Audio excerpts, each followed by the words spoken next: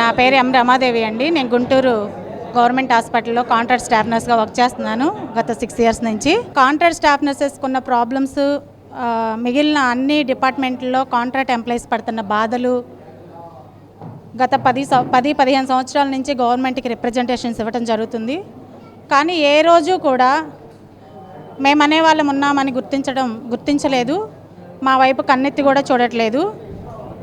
అది ఎందుకు అన్నది, ఈ వివక్షత ఎందుకు మా పైన జరుగుతుంది అన్నది మాకెవరికి అర్థం కాని ఒక క్వశ్చన్ మార్క్గా మిగిలిపోతుంది. నేను సీఎం చంద్రబాబు నాయుడు గారిని ఒకటే అడుగుతున్నాను. మేము ఏ రోజు కూడా ఎవరికి వ్యతిరేకం కాదు. మాకున్న పర్సనల్ ప్రాబ్లమ్స్ చాలా ఫేస్ చేస్తున్నాం మేము.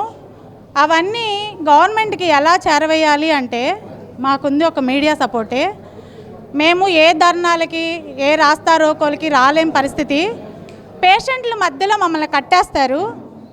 అటు బెడ్ల మీద ఉన్న పేషెంట్లు సర్వీస్ చేయాల్సిన స్టాఫ్ నర్సెస్ కానీ, ఎల్టీలు కానీ, ఫార్మసిస్టులు కానీ వాళ్ళ వర్క్ వాళ్ళు ఆపేసి ఒక్కసారి రోడ్డు మీదకి వస్తే పరిస్థితి హాస్పిటల్స్ చాలా దారుణంగా ఉంటాయి. ఒకసారి ఎవరికి వాళ్ళు ఇదంతా ఆలోచించాల్సిన విషయం. మేము అలా రాలేకపోతున్నాము. అందరిలాగా మేము ధర్నాలు చేయలేకపోతున్నాం కాబట్టే మేము కనిపించట్లేదేమో అని నా బాధ. అలా ఒకసారి ధర్నా చేస్తే ఎలా ఉంటుందో మేము చెయ్యాలి అని అనుకోలేదు. కానీ చేసేలాగా గవర్నమెంట్ మమ్మల్ని ఆ స్థితికి మమ్మల్ని దిగజారుస్తుంది గవర్నమెంట్ అని మేము బాధపడుతున్నాం. మేము ఎప్పుడూ రోడ్డు మీదకి రావాలి అని అనుకోవట్లేదు. 2-3 నెలల నుంచి జీతాలు లేవు. అదేమంటే నిధి పోర్టల్ యాప్ అన్నారు.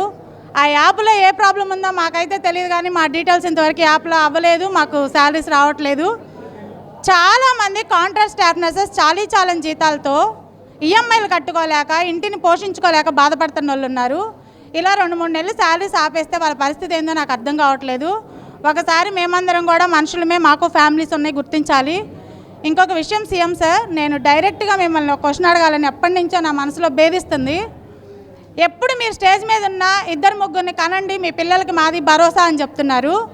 ఈడ మాకే తికానం లేదు. మా పిల్లలకి మేము 2-3 కానీ వాళ్ళని ఏం చేయాలి? మాకే లైఫ్ సెక్యూరిటీ లేదు, మాకే బతుకు లేదు. మేము 2-3 కానీ ఏం చేయాలి చెప్పండి? ఈ చాలీ జీతాలతో మేము రెంట్ కట్టుకోవడం, మేము ఆటో ఛార్జెస్ కట్టుకోవడం, మేము డ్యూటీలు చేసుకోవడం ఇదే సరిపోతుంది. ఈ జీతంతో మేము 2-3 అయితే కనలేము, పెంచలేము ఇప్పుడున్న పరిస్థితులకి. ఫర్ ఎగ్జాంపుల్ నేనే తీసుకోండి. నా హస్బెండ్, నేను తెలంగాణ, ఆంధ్ర. దరిద్రశాతం మేము కలిసి ఉన్నప్పుడు కలిసే ఉన్నాము, మా మ్యారేజ్ అయినప్పుడు. ఇప్పుడు విడిపోయింది. మా రాష్ట్రం విడిపోయిన తర్వాత నా హస్బెండ్ నా కోసం ఇక్కడికి వచ్చాడు. ఒక ప్రాంతీయ ఆడపిల్లగా నాకుండి నా హస్బెండ్ని నేను ఇక్కడ తీసుకొచ్చుకున్నాను. కానీ మీరెందుకు ఆలోచించట్లేదో నాకు అర్థం కావట్లేదు. ఇక్కడ నుంచి చాలామంది ఉద్యోగాలు లేక అవుట్ ఆఫ్ వెళ్ళిపోతున్నారు, వేరే దగ్గరికి వెళ్ళిపోతున్నారు, వేరే వాళ్ళ లైఫ్ స్టైల్ మార్చుకోవడం కోసం వెళ్ళిపోతున్నారు. అదే మీరు యూత్కి ఒక ఎంప్లాయ్మెంట్ ఇచ్చి, ఒక భరోసా, ఒక బాధ్యత ఇస్తే ఎవరు ఎక్కడికి వెళ్ళరు, మన ఆంధ్రాలోనే ఉంటారు. మన ఓట్లు ఎక్కడికి పోవు. దయచేసి ఇది గుర్తించాలి, గమనించాలి, ఆలోచించాలి. నేను నా ఓటు తెలంగాణలో వేయడానికి నేను ఇష్టపడలేదు. నాకు ఫస్ట్ తెలంగాణలో ఓటు వస్తే, నా ఫస్ట్ ఓటు నా మ్యారేజ్ అయినాక నేను తెలంగాణలో వేయడానికి ఇష్టపడలేదు. నేను ఆంధ్రాలో ఎలక్షన్లో అప్పుడు ఆంధ్ర వచ్చేసి వెళ్ళాను, తెలంగాణలో ఉంటూ కూడా. కానీ ఆ మాత్రం ఆలోచన ఎందుకు మన అధికారులు అందరూ ఆలోచించట్లేదో నాకు చాలా బాధగా ఉంది. ఇప్పుడు నా ఫ్రెండ్స్ ఉన్నారు, అవుట్ ఆఫ్ వెళ్ళిపోయారు చాలామంది. హైదరాబాద్లో ప్రైవేట్ ఎంప్లాయీస్గా సెటిల్ అయిపోయారు. ఫ్యామిలీస్ అన్నీ అక్కడ సెట్ అయిపోయినాయి, ఓట్లన్నీ అక్కడికి పోయినాయి. వాళ్ళు 70,000 శాలరీ తీసుకుంటున్నారు. నన్ను చూసి నవ్వుతున్నారు. 38,000కి కాంట్రాక్ట్ ఎంప్లాయీగా మిగిలిపోయాం, మేము ఈరోజు ఇన్ఛార్జీలుగా ఉన్నాము, 70,000 తీసుకుంటున్నామని చెప్తున్నారు. మరి వాళ్ళకి మాకు ఎలాంటి పరిస్థితిలో ఉన్నామో ఒకసారి ఆలోచించండి. చాలామంది మమ్మల్ని అన్నారు, బయట ప్రైవేట్ హాస్పిటల్లో మీకు 10-15,000 జీతాలు ఇస్తారు, మేము ఇక్కడ చాలా ఎక్కువ ఇస్తున్నాము అని. ఒక్క నిమిషం నాతో పాటు ఆపరేషన్ థియేటర్లో నిలబడండి. నేను మార్నింగ్ 9కి వాష్ అయితే ఈవినింగ్ ఏ టైం అయినా కానీ నేను స్టిల్ నిలబడే ఉంటాను. అంత కష్టం మీరు కూడా చేసి చూపిస్తే మాకు ఎంత జీతాలు ఇస్తున్నారు అన్నది మీ అందరికీ తెలుస్తుందని నేను ఈ మీడియా ద్వారా మిమ్మల్ని అందరినీ క్వశ్చన్ చేస్తున్నాను. ఎవరైతే మాకు అధికారులు ఉన్నారో వాళ్ళు. నేను చెప్తున్నాను, ప్రతి ఎమ్మెల్యే దగ్గరికి, ప్రతి ఎంపీ దగ్గరికి, ప్రతి అధికారి దగ్గరికి, డిఎంఈ గారి దగ్గరికి, డిహెచ్ గారి దగ్గరికి, ప్రిన్సిపల్ సెక్రటరీ గారి దగ్గరికి, ప్రతి ఒక్కరి దగ్గరికి తిరిగాము. తిరిగి అలసిపోయాము. మా రిప్రజెంటేషన్లు మీ చెత్తబుట్టల్లో ఉంటున్నాయి. దయచేసి మా పరిస్థితి ఆలోచించి అర్థం చేసుకుంటే మేము ఎలా అయితే కూల్గా మా డ్యూటీలు చేస్తున్నామో అలాగే చేస్తాము. లేదు మిమ్మల్ని ఇలానే తొక్కేస్తాము అని అంటే మాత్రం ఇంకా మాకున్న దారి ఏదైతే ఉందో అది అన్ని డిపార్ట్మెంట్లు కలిసి మేము ఒకటే నిర్ణయం తీసుకొని మేము కూడా ఇంకా బయటికి రావాలని లేదు నిజంగా మనస్ఫూర్తిగా, కానీ మీరు బయటకు వచ్చే పరిస్థితి తీసుకొస్తున్నారు. అలా వస్తాము, రావాలని కూడా మీరే చేస్తున్నారు. మిగిలిన అన్ని డిపార్ట్మెంట్లు బయటకు వచ్చారు, గొడవలు చేశారు, రాస్తారోకోలు చేశారు, 40 రోజులు రోడ్ల మీద ఉన్నారు. వాళ్ళందరూ మీకు మంచిగానే కనిపిస్తున్నారు. వాళ్ళకు మళ్ళీ మీరు ఏ జాబు తీసేయకుండా కూడా మీరు ఇంకా స్పెషల్ ఇంటెన్సివిటీస్ ఇచ్చి వాళ్ళకి ఇవ్వాల్సినవి ఇచ్చి వాళ్ళకి సపోర్ట్ చేసి మళ్ళీ వాళ్ళ ఉద్యోగాలు వాళ్ళకి ఇచ్చారు. కానీ మా గురించి మేమేమి చేయట్లేదని మీరు అట్లా ఉంటున్నారా సైలెంట్గా, మాకు అర్థం కావట్లేదు. మేము కూడా ఏదో డెసిషన్ తీసుకునే పరిస్థితికి మమ్మల్ని గవర్నమెంటే దిగజార్చిందని నేను మరోసారి బాధపడుతున్నాను. నాకు ఈ అవకాశం ఇచ్చిన ప్రతి ఒక్కరికి కూడా చాలా థ్యాంక్స్.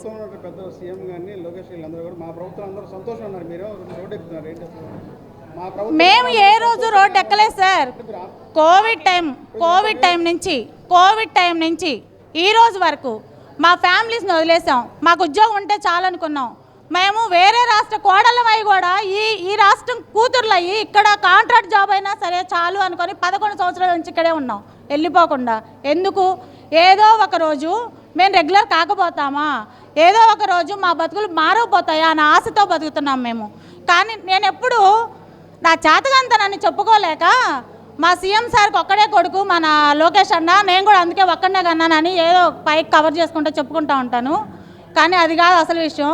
2-3 కంటే వాళ్ళకి ఫీజులు కట్టలేము. ఇప్పుడున్న ప్రజెంట్ సిచ్యువేషన్లో వాళ్ళని బతికించలేము, చేతగాని వాళ్ళం అయిపోతాము. మా పేరెంట్స్ పూరు, వాళ్ళు వ్యవసాయాలు చేసి మమ్మల్ని ఈ స్టేజ్కి తీసుకొచ్చారు. మేము మా పిల్లలు ఇంకొంచెం బెటర్ లైఫ్లో ఉండాలని కోరుకుంటామే తప్ప మాకంటే తక్కువ దీనస్థితిలో బతకాలని ఏ తల్లిదండ్రులు కూడా కోరుకోరు. ఈ గవర్నమెంట్ వస్తే మాకేదైనా న్యాయం చేస్తుంది. ఆ గవర్నమెంట్ మొత్తం 3 సంవత్సరాలు కోవిడే ఉంది, మేమేం చేయలేమని మమ్మల్ని మోసం చేసింది. ఈ గవర్నమెంట్ వస్తే ఏదైనా న్యాయం చేసిద్దేమోనని ఆశగా ఎదురు చూసాం. 2 సంవత్సరాల నుంచి ఎక్కని గడపలేదు, తిరగని అధికారులు లేరు. పొలిటికల్ సైడ్ నుంచి అయితేనేమి, ఇటు మా అధికారుల సైడ్ నుంచి అయితేనేమి ప్రతి ఒక్కరి దగ్గరికి మేము వెళ్ళాం, కలిసాం, మా రిప్రజెంటేషన్స్ ఇచ్చాం. కానీ మాకేం చేశారు? ఏం న్యాయం జరగలేదు. కనీసం మీకున్న ప్రాబ్లమ్స్ ఏంది అని కూడా ఈ రోజుకి మమ్మల్ని ఎవరు పిలిచి అడగలేదు, మాట్లాడలేదు. ఎందుకు మేము కనిపించట్లేదు? ఇన్ని రోజులు ఓన్లీ కాంట్రాక్ట్ స్టాఫ్ నర్సెసే అనుకున్నాం. ఇప్పుడు ఇన్ని డిపార్ట్మెంట్లు బాధపడుతున్నాయి. ఇన్ని డిపార్ట్మెంట్ల కింద తలకు ఒక 10 ఓట్లు ఉంటాయి.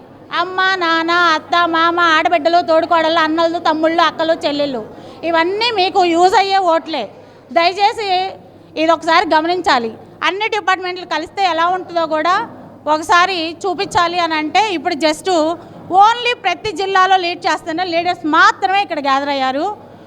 అట్లా కాకుండా అన్ని డిపార్ట్మెంట్లో అందరు ఎంప్లాయీస్ ఒక్కసారి బయటకు వస్తే ఎలా ఉంటుంది అన్నది నేను మళ్ళీ కూడా చెప్తున్నా. మాకు బయటికి రావడం ఇష్టం లేదు, మాకు పేషెంట్ సర్వీస్ చేయడమే ఇష్టం. మేము మా వృత్తి ఇష్టపడి మేము ఆ కోర్స్ చేసి ఇలా సెటిల్ అయ్యాం. కాంట్రాక్ట్లోనే 10 ఏళ్ళ నుంచి చేస్తున్నాం. మేము బయటికి రావాలన్న ఉద్దేశం లేని వాళ్ళకి మమ్మల్ని బయటికి తీసుకొచ్చే పరిస్థితి గవర్నమెంటే కలిగిస్తుంది. మేము వెళ్ళాము, కలిసాము 10 సార్లు. మీ ప్రాబ్లం ఏందని అడిగితే మేము రాం కదా ఈరోజు ఇక్కడ దాకా. మాకు రెగ్యులైజేషన్ కావాలి. ఇన్ని సంవత్సరాలు నా సర్వీస్ 11 సంవత్సరాలు. 11 సంవత్సరాల నుంచి నేను ఇట్లానే ఉన్నా. నాతో పాటు ప్రైవేట్లో చేస్తున్న అమ్మాయి 1,25,000 తీసుకుంటుంది. మరి ఎక్కడ ఇది న్యాయం? 38,000 నాకెక్కడ, 1,25,000 ఆ అమ్మాయికి ఎక్కడ? ఫ్లోర్ ఇన్ఛార్జ్ అయింది, నైట్ డ్యూటీస్ లేవు, హ్యాపీగా ఆ అమ్మాయి కింద ఇంకో 4 జూనియర్ స్టాఫ్లు ఉన్నారు, చేసుకొని వెళ్ళిపోతుంది. ప్రైవేట్ హాస్పిటల్, మంచి ప్రైవేట్ హాస్పిటల్ హైదరాబాద్ వెళ్ళారు, ఫ్యామిలీ సెటిల్ అయిపోయినాయి వాళ్ళే. ఈరోజు మాకు ఏది లేదు, మాకు ఒక లోన్ లేదు. బ్యాంకుకి వెళ్తే నేను రీసెంట్గా ఇల్లు కొనుక్కోవడానికి బ్యాంకుకి వెళ్తే నువ్వు కాంట్రాక్ట్ ఎంప్లాయీ అమ్మా, నీకు లోను రాదు. మరి మాకేంటి? మేము ఎన్ని సంవత్సరాలు మా లైఫ్ ఇట్లా స్పాయిల్ చేసుకుంటూ మా వయసు అయిపోయి మా మోకాలు నొప్పులు వస్తున్నాయి, నడుములు అరిగిపోతున్నాయి, మాకు ఏజ్ ఎబో అయిపోతుంది. మేము ఇంకెన్ని సంవత్సరాలు ఇలా చేయాలి? మాకు ఎంప్లాయ్మెంట్ అయినప్పుడు మేము ఎందుకు ఇంత కష్టపడాలి? సేమ్ ఎడ్యుకేషన్, సేమ్ వర్క్, కానీ ఒకరికొక జీతం ఎందుకు ఇంత వేరియేషన్? 2018లో సమాన పనికి సమాన వేతనం వచ్చింది, ఇంతవరకు అది అమలు చేయలేదు. మాకు చాలని జీతాలతో మా కడుపు కొట్టుకొని మా శ్రమ దోపిడీ దోచుకొని ఎంతకాలం మమ్మల్ని ఇట్లా అన్యాయంగా మా శ్రమను దోచుకొని మమ్మల్ని బాధపడతారని మేము ఈ మీడియా ద్వారానే గవర్నమెంట్ని క్వశ్చన్ చేయాలనుకుంటున్నాం. మా బాధను ఇప్పటికైనా అర్థం చేసుకొని ఆలోచించి మా పరిస్థితి ఏందో గమనించి మాకేందో న్యాయం చేస్తారా, లేదు మళ్ళీ అందరిలాగానే అన్ని డిపార్ట్మెంట్లాగా మమ్మల్ని కూడా బయటకు వచ్చేయమంటారో అది మేము చాయిస్ గవర్నమెంట్కి ఇస్తున్నాం. నాకు ఈ అవకాశం ఇచ్చిన ప్రతి ఒక్కరికి చాలా థ్యాంక్స్, ధన్యవాదాలు.